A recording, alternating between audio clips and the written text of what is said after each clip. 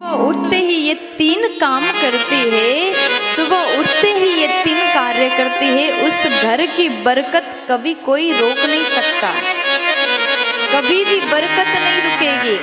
देखो, मैं रोज कहती हूँ, हमेशा कहती हूँ कि नारी ही अपने घर को सुंदर बना सकती है। अगर घर की नारी, घर की माताएं, घर की बहुएं, घर की देवियां अगर रोज सुबह उठते ही ये 3 कार्य को करे तो वो नारी अपने घर से गरीबी को हटा सकती है। अगर बहुत गरीब परिवार भी है, अगर नारी नियम से रहे तो उस घर की किस्मत को चमका सकती है। घर में धन धान्य वो नारी ला सकती है। आप ये मत सोचिएगा कि वही नारी घर में पैसा ला सकती है, वही नारी घर को सुंदर जो काम करते हैं, पैसा कमाती हैं। अगर पैसा ना भी कमाए तो नारी का विशेष भूमिका रहता है घर को धन धान्य से युक्त बनाने के लिए। सुबह उठते ही नारी का नियम हो, ये नियम तो पुरुष को भी करना चाहिए। सभी यहाँ जितने भैया लोग, जितने पापा लोग बैठे हैं, आप भी कर लीजिएगा, कोई दिक्कत नहीं। हम लोग क्या सोचते हैं ना, घर की जो बातें हैं, जितने काम हैं, सब नारियां ही करें, लेकिन कभी कभी पुरुष भी करे तो दोष नहीं लगता। नारी तो करती ही है। धर्म को बचाने में विशेष भूमिका नारियों का है। लोग कहते नारी पूजा पाठ नहीं कर सकती, ये नहीं कर सकती, वो नहीं कर सकती, लेकिन अगर नारी ने पूजा पाठ करना छोड़ दिया तो धर्म बहुत कम हो जाएगा। जो काम करते हैं, पैसा कमाती हैं, अगर पैसा ना भी कमाए तो नारी का विशेष भूमिका रहता है घर को धन धान्य से युक्त बनाने के लिए। सुबह उठते ही नारी का नियम हो, ये नियम तो पुरुष को भी करना चाहिए।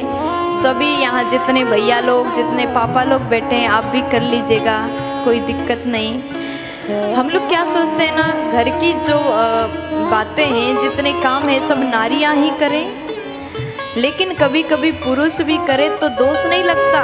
नारी तो करती ही है। धर्म को बचाने में विशेष भूमिका नारियों का है।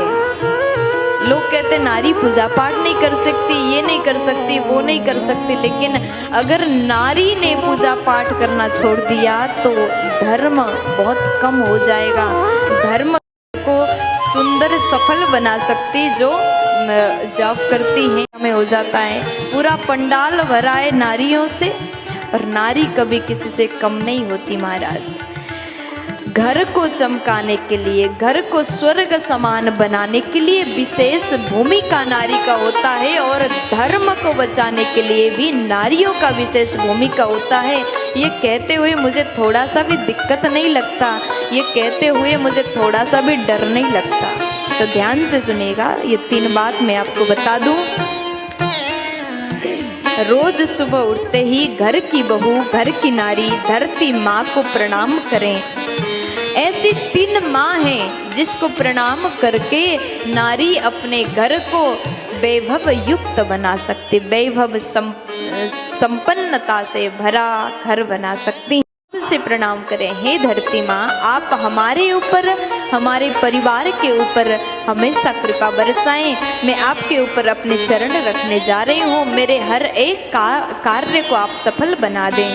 धरती माँ को प्रणाम करो। स्नान करके जब रसोई घर की ओर जाओ तो दरवाजे में, रसोई घर के दरवाजे को प्रणाम करो। ये प्रणाम कौन सी माँ को कर रहे हो? अन्नपूर्णा माँ को कर रहे हो, क्योंकि रसोई घर में अन्नपूर्णा का वास होता है। और जो नारी धरती माँ को प्रणाम करने के बाद अन्नपूर्णा माँ को प्रणाम करके ही रसोई घर में प्रवेश करती है, उसके रसोई में कभी धन धान्य की कमी नहीं हो सकती है। उस घर में कभी अन्न की कमी नहीं आ सकती, उस घर में कभी कोई भूखे नहीं जा सकते, उस घर में आए अतिथि कभी भूखे नहीं सो सकते। इतनी बड़ी कृपा अन्नपूर्णा माँ का उस नारी के ऊपर होगा। नाम